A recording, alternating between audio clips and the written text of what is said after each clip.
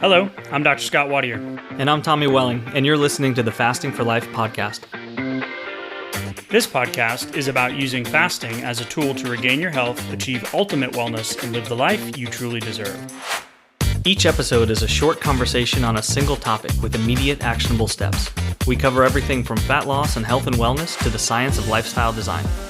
We started Fasting for Life because of how fasting has transformed our lives, and we hope to share the tools that we have learned along the way.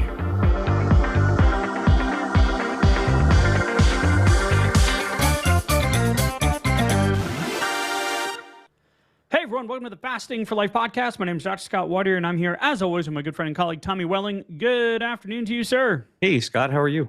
Fantastic, my friend. Excited for today's conversation.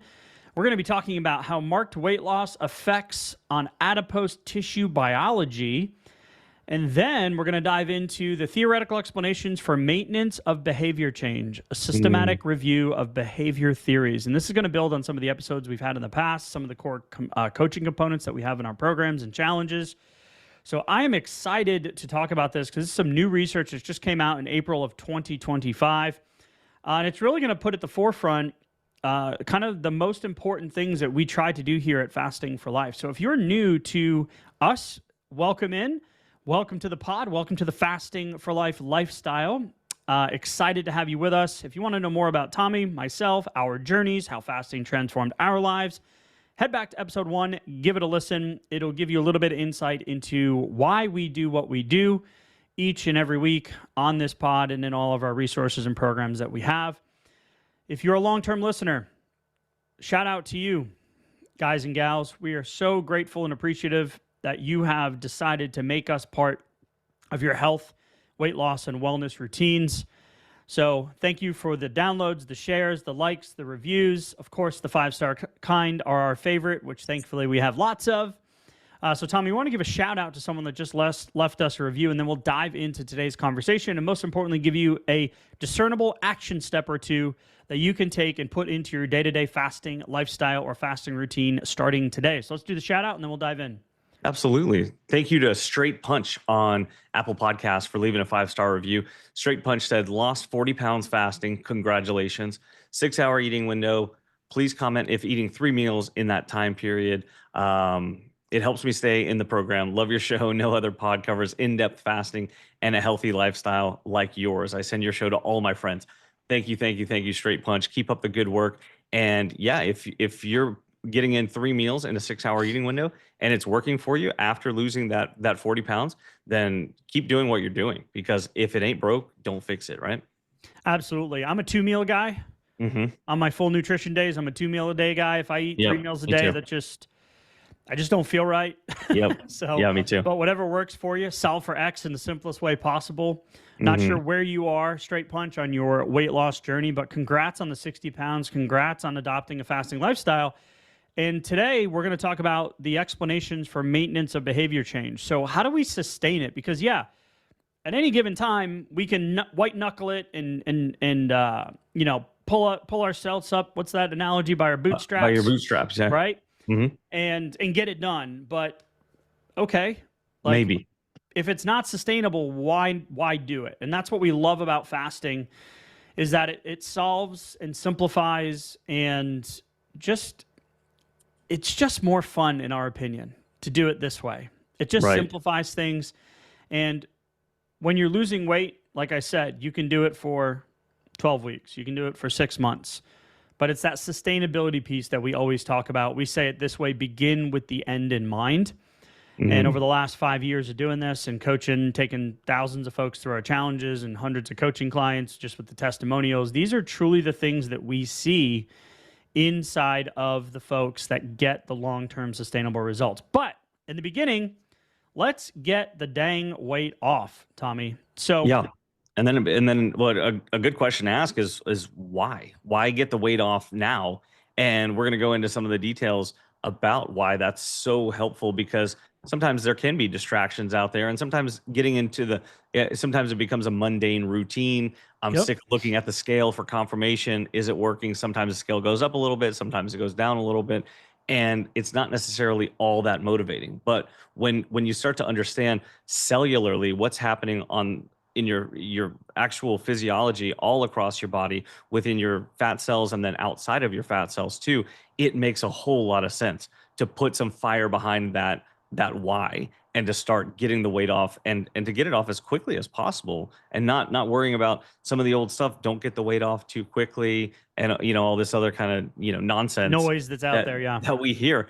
But there's so many reasons to actually do it in a very motivated, accelerated kind of way, right? Yep, absolutely. So the flow of today's pod, we're going to go over what happens to fat tissue and hormones with major weight loss. We'll qualify and quantify that for you.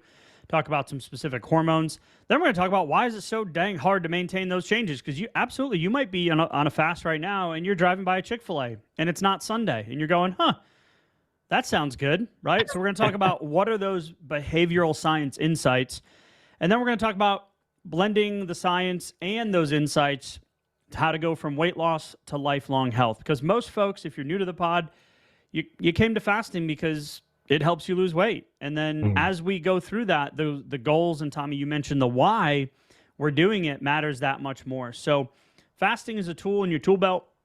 It's a skill set.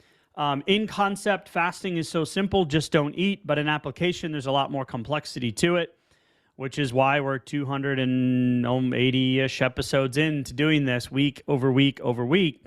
And it hasn't gotten boring. There's always new stuff to talk about. There's always new customization and personalization, just like the shout out from Straight Punch. Like, great, you lost 60 pounds. Now what? What do you do? Is it working? What do you need to change? And we're going to get into all of that as we go into today's conversation. So I want to start with the first article. And this article is in brand new research that just came out in April of 2025, so just earlier this month. Effect of marked weight loss on adipose tissue biology in people with obesity and type 2 diabetes. So we're going to extrapolate that out to the Gen Pop, as we like to say. So how does this apply for you as well? And then we'll go into the study on the theoretical explanations for maintenance and weight loss behavior. So when we're looking at this first study, Tommy, there's a few things that really stand out. That weight loss in itself, we're talking about a 16 to 20% weight loss reduction. Okay. And small study, 10 adults, but they analyze blood and fat tissue, and weight loss improves insulin sensitivity in people with obesity and type 2 diabetes, but some of the mechanisms remain unclear. And that's what this study was about, is trying to figure out what those exact mechanisms were in terms of the fat tissue metabolism, or the fat as an actual active metabolic tissue in your body. So we hear this a lot, and now you're seeing this a lot more, where insulin resistance, cortisol, like all of these different hormones that are at the second half of the calorie in, calorie out equation. What are those controlling factors that allow you to make the change, lose the weight, and then sustain those changes? So the study looked at the fact that weight loss improved fat tissue health by reducing harmful gene expression, leptin, and some other signaling markers, while increasing adiponectin. So we're going to talk about leptin and adiponectin in just a minute. And these changes in the fat itself, in the fat tissue, were accompanied by improved insulin signaling. So that was linked to reduce insulin inhibiting microRNAs in small vesicles. So we're talking about the fat, for you men and women out there, around the midsection and the thighs and the legs specifically. Yeah. And what the findings suggest is that weight loss enhanced that insulin sensitivity by remodeling the fat tissue, which altered those circulating metabolic signals or hormones. So I just said a lot of words that probably don't land on initial run through. So we want to unpack this a little bit for you to make it hit home, in that let's get the weight off. How do you address insulin resistance? I mean, you can go down a whole host of rabbit holes: circadian biology, cortisol rhythm, energy in, energy out, activity levels, stress, sleep, genetics, but sedentary lifestyle, obesogenic food environment. I mean, okay, stop. Just stop me, because I'll just keep going. Right. Yeah. So What does this study mean for us in terms of long-term sustainability? So we'll unpack a couple of those things now. Okay. Well, so I wanted to start with you. You dropped a couple of numbers there. You said around 15 or 16 to 20% weight loss. So looking at that, if you find yourself around 180 pounds, let's just say, for example, 15% weight loss would be about 27 pounds. Okay. So Yep. in the 25 to 30 pound range is what we're talking about, that if you have that excess on your frame, then there are substantial differences in physiology that are on the other side of that weight loss journey right there. And so what we also know is that you don't have to have that much weight to lose to have substantial benefits on the physiological side. But the numbers from this study particularly are from roughly on average that group, that weight loss. And what we also know is that that's right around the range of one full section or one full category on the BMI chart as well. So going from healthy weight to overweight, or overweight to obese, or obese to substantially or morbidly obese. So depending on what your height is, obviously I'm using some averages here. So let me give a caveat. We don't love the BMI chart. Of course. Okay. We did a whole episode on that BMI versus BRI versus waist height, visceral adiposity, all that stuff. However, there are correlations in moving up and down those metrics, right? Yeah, I think the psychological component here is also just to avoid a little bit of but that's the average, right? And that's not necessarily me. Yeah, but I'm in that category. Sure. But yeah, where you could be an outlier, right? Like you have a lot of lean tissue on your frame, and that that's an important distinction there for sure. But it doesn't change the fact that your fat cells, Scott, or my fat cells, or anybody else's fat cells are hormonally active. And depending on where those fat cells are deposited on your body changes the hormonal signals. So if they're visceral fat versus subcutaneous in the lower body, they are acting a little differently, hormonally speaking. And that's important to understand. And this also takes into account the fact that the extracellular remodeling, just the fact that your fat cells also are determined by and help determine like the scaffolding, the actual architecture of your body and your body composition, is a lot of the reason why liposuction is such an interesting thing, where you would think that you could just remove the fat cells and they'll be gone. Well, guess what? There's a big body memory, a physiological memory to that scaffolding right there. And you can easily just put those right back into place. Your body wants them to be there, and it misses them when they're gone. And this is exactly where we love this study, is because especially in women with lipedema have increased inflammation and fibrosis in the lower body fat. Yes. And the biology of the adipose tissue varies between where those deposits are. So has anyone started losing weight, and you'll lose it in your face, you'll lose it, in the upper maybe body, around your shoulders and chest. Yeah. But guess where the stubborn areas are? Right. The lower abdomen and thighs for women, and central weight gain for men. Mm-hmm. So those areas are different in terms of their resistance or their metabolic functioning beneath the surface.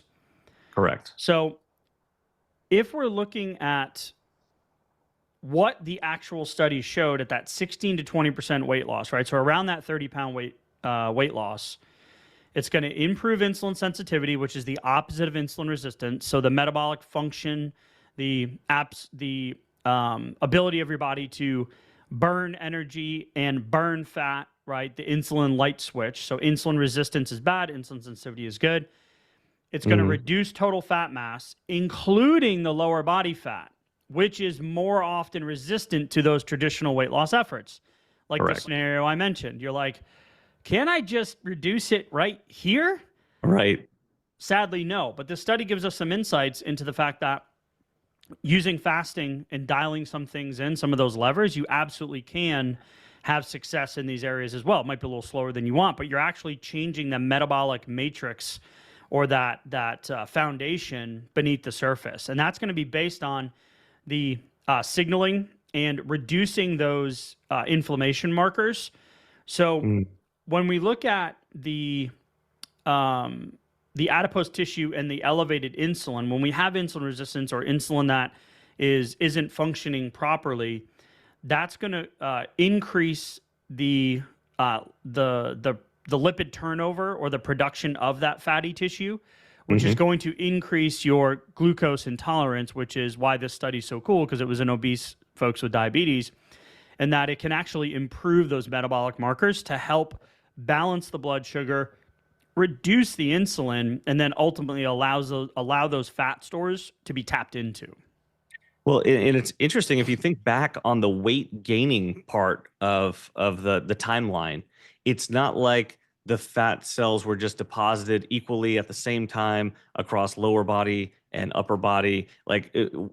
A lot of us weren't necessarily paying very close attention while that was happening. But if you think back, what we oftentimes see, or can kind of ascertain by understanding somebody's history with weight gain and weight loss, is that lower body fat deposition, especially in females, was the first to start happening. Like noticing it, like not really, I don't love how my legs look and things like that, before seeing any upper body weight gain or substantial amounts. So it's happening disproportionately because it's being hormonally controlled. And this isn't always the case, but they are hormonally different. And so to your point, Scott, when the weight starts to come off, you can't control if it's coming off first upper body or lower body. Upper body tends to be a little easier and faster, and more of it's coming from there. But that's also because there's more inflammatory balancing that has to take place for the lower body to respond, especially in females, and especially as we age too. Yeah, and the takeaway is that when we use fasting and we get the weight off, it's going to significantly improve that fat loss equation, right? And it's going to help with those hormonal shifts. We'll talk about adiponectin and leptin here in just a second, but that's what the study showed, is that it aligns with those circulating changes that were observed post weight loss. So specifically for that lower abdomen, central, lower body weight gain. And you're getting it not just on the scale, but most importantly, the takeaway here is you're getting it from a hormonally or a metabolically beneficial standpoint. So sometimes we bring the old weight loss diet baggage into the fasting world, and we don't want to use fasting as a diet. That's why we call it fasting for life. We want it to be a lifestyle. We want to design the lifestyle, which is the second half of the podcast conversation today, is when we look at that leptin and adiponectin in the context of weight loss, when we reduce the weight in regards to that 16 to 20% or around those 30 pounds, that weight loss reduces leptin secretion by 40%. So your adipose tissue is an active tissue. And that correlates with decreased fat mass and the improved insulin sensitivity. Yeah, it's not just a calorie storage bubble. I think that's a great point. So even at the low end, at like a 7 to 10% weight loss reduction, we can see leptin secretion decrease by 40%. We'll tell you why leptin is important in just a second. But the cool takeaway here was that at that low end, so we're talking 7 to 10%, right? Not the 16 to 20. Leptin secretion by 40% is down, independent of dietary macronutrient composition. Okay. So I'm going to foreshadow a little bit here for the lifestyle conversation. Is we don't say clear out the pantry, never look at another carbohydrate again, completely change how you're eating, stop eating that. Independent of dietary macronutrients, so carbs, fats, and proteins, you're still going to see that leptin decrease at the lower end of the weight loss scale. And leptin is important because it's your satiety hormone. And it declines post-weight loss. Its decline post-weight loss, which is seen, may drive hunger signals, which can contribute to that weight regain roller coaster. Okay. However, low leptin levels are linked to improved insulin sensitivity. But here's what happens. So you develop a leptin resistance the longer you have those metabolically active fat cells on your body. We did an episode, so you might be listening and going, well, wait a minute, if I lose weight, leptin goes down, then I'm going to be more hungry. But the cool thing is we did an entire episode dedicated to short-term increases in hunger cues post-weight loss with fasting. But what we noticed is that those hunger cues were not in effect causing you to eat more or consume more, they weren't actually realized on the surface. And this happens with fasting. People that are new to fasting and they break through a barrier, let's say 18 hours, 20 hours, 24 hours, they go, huh, I'm not hungry. But if we measured their lab levels at that point, their ghrelin and leptin would probably be slightly elevated. Well, sorry, ghrelin would be elevated, leptin would be decreased, which means you should be more hungry. Ghrelin is the growling hormone in your stomach. But you're more sensitive to it, to those lower levels. Yeah. So you actually don't have that correlate to more hunger and consuming more. So you're getting the best of both worlds when you apply this in a fasting versus just a low calorie restriction, eat less, move more type application. So you're getting resensitized to leptin, which that's a really, really good thing. Because just while improving insulin sensitivity at the same time. Yeah. So you're getting resensitized to insulin as well as leptin. And decrease inflammation. I love it. Because we know those inflammatory factors are a key part of especially of the lower body fat, the lower body fat deposition. So that becomes part of it too, where as those levels balance out, as we resensitize to leptin and to insulin, then we have less of the damaging hormonal effects of body fat deposition, visceral and lower body. So you have the fat on your body. Leptin is high. It's causing hyperleptinemia, which just means elevated leptin. And your brain goes, nah, I'm not going to pay attention to that. Anyone ever feel that, where you just don't really have any satiety signals? You can just eat, and you're like, okay. And then a couple hours later, you're hungry again, and you can eat. Sure. Right? So that high leptin promotes inflammation and insulin resistance. Now, however, adiponectin, the other hormone that we mentioned, that's anti-inflammatory and insulin sensitizing. And those levels go down when you have the weight on your body. Adiponectin's good. It protects against atherosclerosis and cardiovascular disease and fatty liver. So the leptin-adiponectin ratio, called LAR, is a huge... it's not utilized. Like, this isn't something your doctor's gonna be like, oh yeah, I'll run a LAR panel on you, right? Or a ratio for you. But that adiponectin-leptin ratio is a stronger predictor of insulin resistance, metabolic syndrome, and cardiovascular risk than just an individual hormone. This is like the cholesterol panel.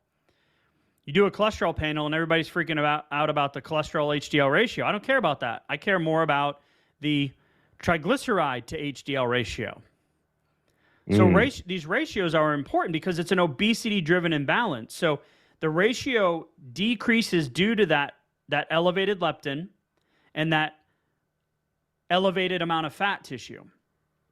So you're going to get insulin resistance, chronic inflammation, and atherosclerosis risk. So guess what? If you're a type 2 diabetic, guess what? All of those risk factors go up. Yeah. Those comorbidities. So we need to decrease the leptin. We need to increase the adiponectin, because adiponectin in itself is going to be, it reduces, when adiponectin is low, let me say it this way, it decreases fatty acid oxidation in muscles and liver, worsening the problem. So you have less anti-inflammatory properties, you have less atherosclerotic decreased risk, and you're going to have more inflammation, and you're going to have less fatty acid oxidation in your muscles and your liver. Well, guess what? That's early warning signs of type 2 diabetes or metabolic syndrome. Wow. One interesting thing that I saw highlighted here too was that when we combine fasting or caloric restriction, any bit of means that helps to get the fat stores smaller and shrink those fat cells, when we combine that with exercise, it's also been shown to amplify adiponectin's benefits also, while mitigating leptin-driven hunger. And so that's really cool, because when I think about rigorous exercise, I think about ravenous hunger sometimes, and not breaking my fast right after a rigorous exercise session, because that can be kind of a slippery slope, or breaking it very, very intentionally. But understanding that as the weight comes off and as we're balancing these hormones and we're introducing or we're combining with deliberate exercise as well. And we can back off the intensity of the exercise. We can talk about moderate intensity exercise. It doesn't have to be super high intensity, cortisol driven. It doesn't have to be boot camps and things like that. So we can avoid some of that ravenous hunger, and then we can get the benefit of the hormonal balance and the benefits of balancing the leptin levels as well. So we can be surprisingly not as hungry as we have been in the past. Yep. So able to continue on with our next fast, or maybe even do fasted workouts, which can be can feel like very difficult, especially when you haven't tried it, or before getting some of the balance in some of these hormones. And so to wrap up the first part, that 16 to 20% weight loss reduction reduces leptin by 40%, raises adiponectin. So you're going to get better appetite regulation. You're going to get better insulin sensitization. You're going to get more anti-inflammatory properties. You're going to balance that leptin-adiponectin ratio, and you're going to decrease that cardiovascular risk. What you were just talking about there is, well, the lifestyle, how do I make this stick? If I've got some momentum and I'm seeing progress, there was a research article that came out recently, and I was listening to a podcast. I can't remember which one it was off the top of my head right now in real time. But the woman was talking about, and she's in this space, the obesogenic carb insulin model of obesity space. Mm-hmm. And she was talking about this 2-year reset. Because if you look at the studies, it's clear between that 2 and 3 year mark is where most of the people regain the weight. Yeah. That 5% rule. So 5%, what we call weight loss managers, lose the weight and keep it off. Mm-hmm. But like we're talking about here, there's physiological things or barriers that are hurting your progress from a lifestyle perspective beneath the surface. Right? That second half of the calorie out equation. What are those drivers? What are those cues? But when we look at that long-term perspective, the reality is that there's actually a hypothalamic reset. So there's something called an HPA axis in your body, and it's the stress response, your cortisol response. Mm-hmm. And that 2-year mark is what's been clearly shown, where your body then accepts the weight loss that you've had in the prior 2 years. So you're telling me that I don't just need to lose the weight, I then need to keep it off? It's called a hypothalamic set point, where your body's going to, it's a survival mechanism. It's a defense mechanism. Your body's going to throw a temper tantrum, right? And it's going to keep moving these levers, these hormonal signals to say, eat more, I'm hungry. So I find that before fasting, when I was doing a caloric restriction plan and working out, that I was always hungry, but I was eating all the time. Okay. Yeah. The opposite effect is what we find with fasting, because you have those beneficial decrease or balancing of those hormones that we just mentioned today, just leptin and adiponectin. But then that allows you to stay more consistent, because the goal is to get you to that 2-year mark. And we'll unpack what that looks like and why in terms of the second study we're going to go over now, Tommy, which is, this came out in March of 2016, and it is Theoretical Explanations for Maintenance of Behavior Change, a Systematic Review of Behavior Theories. So this is truly the lifestyle application. And we mentioned Marie Spreckley and her team. We mentioned this study all the time in 2021, where all of the different categories and things from behavior change or your environment or your tracking or your goals that can throw you off. So this is really where the rubber meets the road in terms of how do we begin with the end in mind? Well, first and foremost, get the dang weight off. And then we get to have the fun conversations, which is what we do in our challenges and our coaching, is all of these lifestyle, behavioral type things, which is really the stuff that I love to talk about the most. Let's be honest. Yeah. So when you mention the difficulty and just hearing that 95% of folks will put the weight back on. Please don't quit. That wasn't. Yeah, no, like it's a daunting stat, but I think what the really empowering part is that that's always been the case. We just have a lot of data for it now. But here's the better part is that we have data as far as the success of the 5% that we can replicate. This number should be increasing and expanding over time in the coming years as this becomes more mainstream and kind of obvious and just part of the sub thread of, well, there's a lot of folks who have a lot of weight that they need to take off. How the heck is it going to get done and then stay on the beneficial side of that? How are we going to keep it off? Well, we're putting a magnifying glass on what the 5% we're already doing. Yep. And then breaking that down and seeing what those threads are. So success leaves clues, and we're going to stand on the shoulders of giants. And in this case, the giants are going to be those 5%. Yep. And this is out of the Journey of Health Psychology and Review. So it's really about that behavioral change, that underlying tone.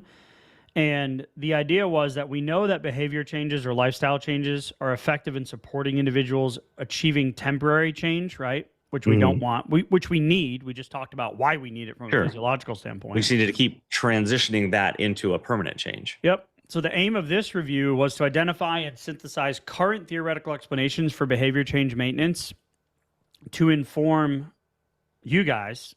They talk about doing future research. I'm like, well, no, let's take this and run with it because it matches what we see. Let's not wait. Right. So it comes up. There were five main themes in this study. They were maintenance motives, self-regulation, not willpower, dun, dun, dun, resources, so what are the tools in your tool belt, habits, and environmental and social influences.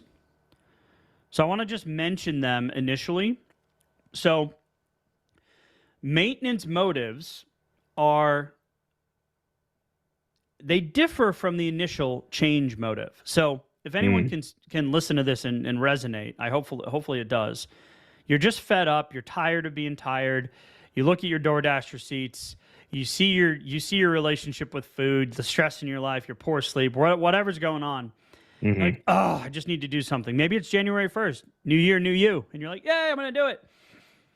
And you have that willpower component. That initial change motive changes over time. So the maintenance motive is things like ongoing enjoyment, satisfaction, and here's the kicker: alignment with identity and core values. So as you transform, and this is what we talk a lot about with our clients and especially the folks that are in maintenance, how do we anchor in how do we scribe these in stone, these changes that we've made? That's a good way to think about it. Well, your core values, you didn't write it in pencil and you can't just erase it, or it's in watercolor and you can just run it under the sink, right? Like, how do we chip these out in a stone tablet? Well, that's through repetition, through the process. So the motive of maintenance is going to be different. It's going to be a real-time thing, which is why we have coaching. It's why we do it. And this is the stuff we talk more about than anything, is how do we apply it through self-regulation, which is one of the themes that was in the study. Because as initial motivation wanes and the cost benefit or the opportunity costs rise, we need some active self-regulation, which will give way to the habit formation over time for that maintenance motive to be kind of to be anchored in, or my analogy of scribing it into a stone tablet, like anchoring it in. It's now your identity. So self-regulation isn't willpower. It's an active process, right? For sure. And the tricky part about most diets is that you get those initial pounds and, it's speedy in the beginning. You can get some fast results, but then as things slow down. Sometimes it's not, and then you just get frustrated. Sure. I mean, that's best case scenario, but. Right. With fasting, it typically is, yeah. It does happen. Even with caloric restriction, it can be fast in the beginning, like relatively speaking, but then tends to get slower. And with fasting, it also tends to get a bit slower. And that's a normal part of the process. The dreaded plateau. Dun, dun, dun. Yeah. I know what you're talking about. Let's just say it. Elephant in the room. For sure. Or you can have that initial whoosh, that initial weight loss that comes, and then after that, things slow down. Well, so if all of my motivation is coming from what the scale says, then that can be very demotivating very quickly. And so point here being that if you think about fasting as a diet or any diet, then we tend to be looking at it like I'm going to use the method for as long as I need to get to the number-based result, and then I'll stop using it because I won't need it anymore. And so that's where the mental shift and where the magic kind of lies for the 5% who keep it off, because there's a transition that's necessary from diet diet mentality, finish line mentality, to lifestyle mentality, Sustainability mentality. Now, I think you had a conversation recently with one of our coaching clients, right? That kind of highlighted this. Yes, I did. And so she was sharing with me that her history with diets and her weight loss, she currently has about 20 pounds to lose. About a month ago, she had about 30. And so we really got the ball rolling in a challenge. We've continued that momentum through coaching. And I mean, she's doing great. But I asked her the other day, what's the difference? What feels different now versus what you were doing before? And she said I was taking those tools and I would always kind of give up or stop doing what was working just shy of the finish line. And so I was like, why? And she said, well, sometimes it was seasonal, like there was a timing based thing, maybe a wedding or an event or something like that. Other times it was just a slowdown of the progress that just led to like dissolving the motivation, then putting it into autopilot. And then it just started coming back. I started reverting back to old habits and things like that. And there was a little bit of trepidation, like, is this going to be different for me? And I explained to her that we're going to be developing these fasting tools in our tool belt. We're going to be developing these thinking with the end, like we're going to be starting with the end in mind, and we're going to be reverse engineering from a sustainable lifestyle component rather than I'm going to need these tools only for as long as I need to get the weight off. Until the finish line mentality. Until the finish line. I said, we're going to dissolve the finish line. So we have maintenance motives, we have self-regulation, and then you were just talking about resources, mental, emotional, physical resources. Those are the things that buffer against those going off track, right? Mm-hmm. Stress, fatigue, fear of missing out, hungry, angry, lonely, tired, bored, stressed, food relationships, right? Yep, right. So that really talks about what you were just foreshadowing there is the last two themes out of this study, which were the habit formation and the environmental and social context. So the habit formation, and we'll talk about some actionable things you can do, reduces the reliance on that conscious, constant self-regulation willpower battle. And that's truly what makes the behavior more automatic and sustainable. Then the last piece is that environmental and social context. So it can either support or hinder maintenance. Right? Crabs in a bucket. If you're constantly in an environment that is willy-nilly with their health and weight loss for whatever reason, in an obesogenic food environment, right? Anyone ever travel with family? What's the entire trip geared around? Food. When's the next meal? Who's going to the grocery store? What are we eating? Where are we going? Who's getting donuts? Who's making a coffee run? Yeah, who's making a coffee run, right? Ooh, who wants a little snacky poo, right? Like, if you ever travel with family, like, that's the entire thing. It's like, what the heck? Now, you've always got one or two family members that's probably a good distraction for. We all have them. Sure. Right? Crazy Uncle Joe. Sorry, Joe's out there. I don't know why I picked that, right? But so that habit formation, environmental and social context, right? So the reality or the implication of these different themes was that behavior change is a dynamic process that involves motivation, self-regulation, habit, resources, and environment. So we want to shift from that short-term thinking to that long-term, we're still going to use these tools when we get there, right? That maintenance type mindset. So the examples of the habit category would be things like consistent routines, habit stacking, self-monitoring, so tracking, not just with the scale. We have tons of episodes on that. We talk about that a lot during the challenge as well, giving you some additional tools and resources, because, by the way, that was one of the categories that was found, one of the main 5 themes that was found in this study. You need those tools. And then the environmental cues, so a safe place, right? You're in the tree of trust.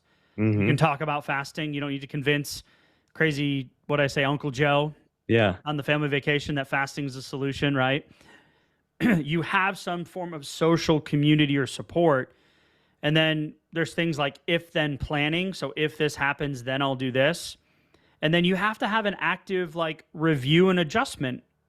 So to the conversation you had with her, it's like, yeah, you noticed that your progress would stall and then you'd fall off track and go back. So you need a regular if then planning and review and adjustment process.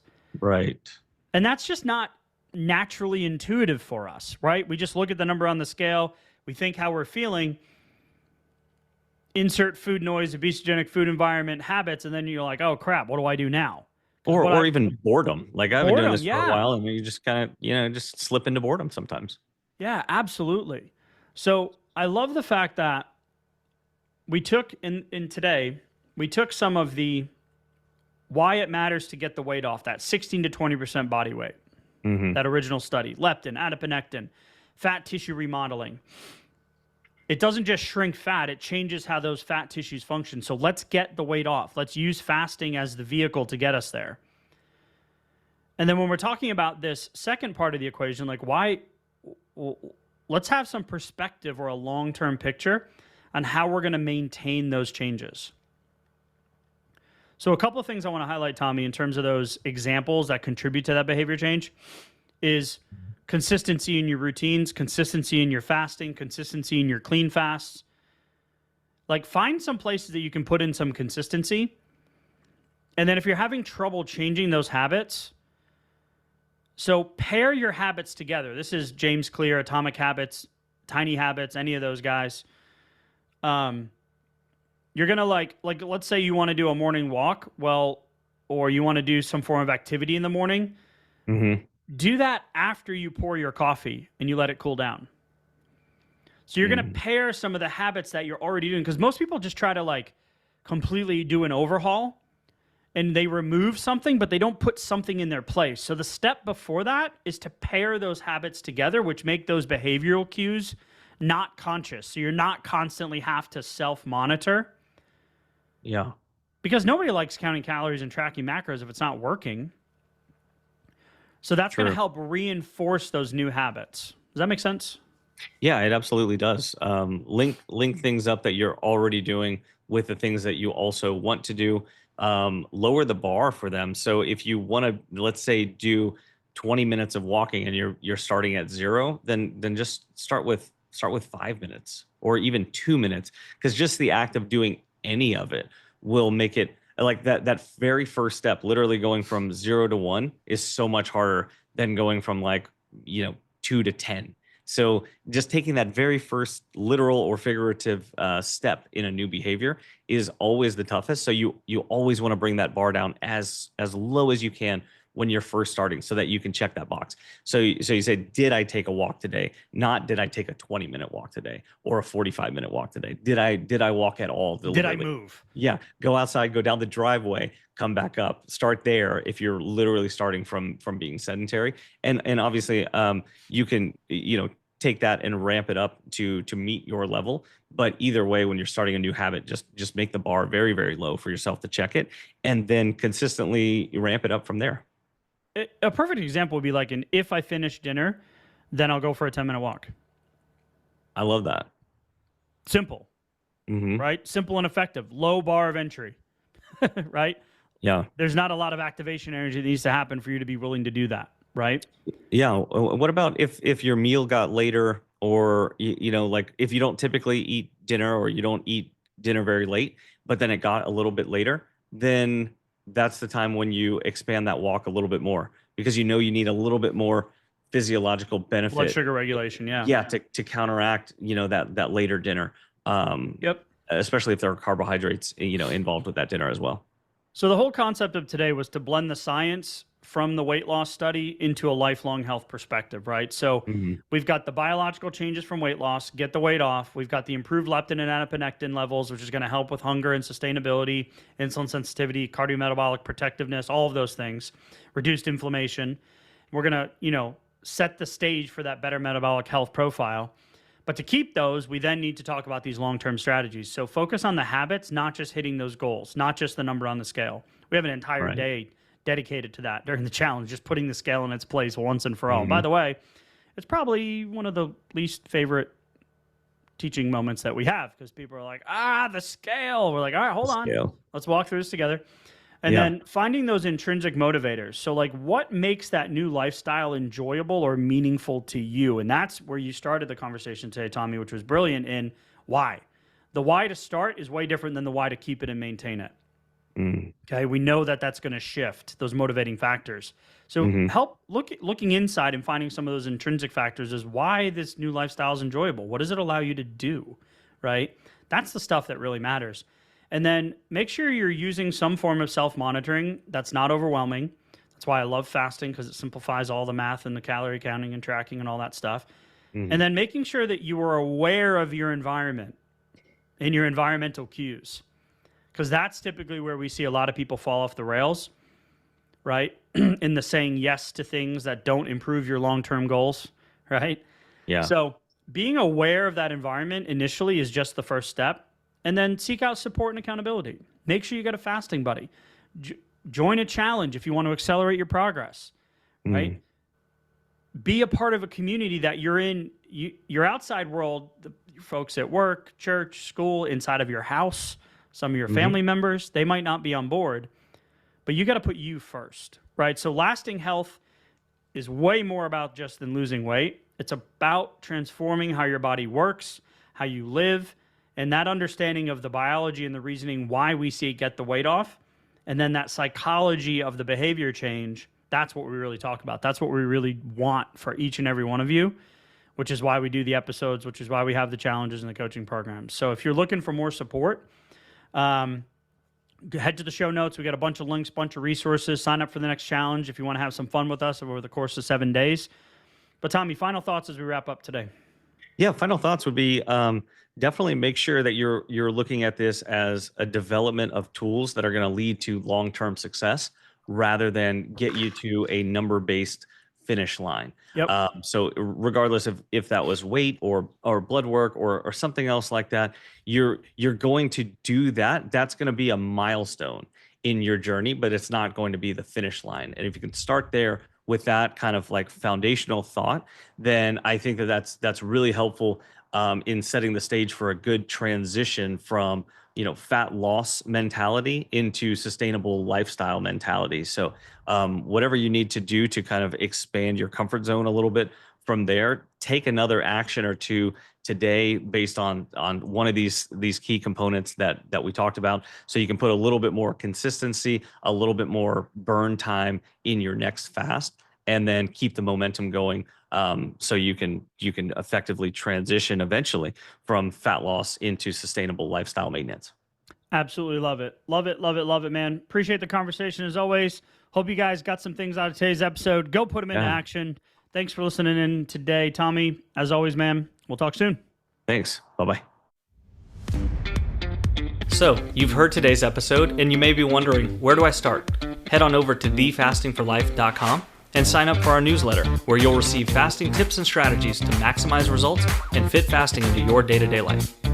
While you're there, download your free Fast Start guide to get started today. Don't forget to subscribe on iTunes, Spotify, or wherever you get your podcasts.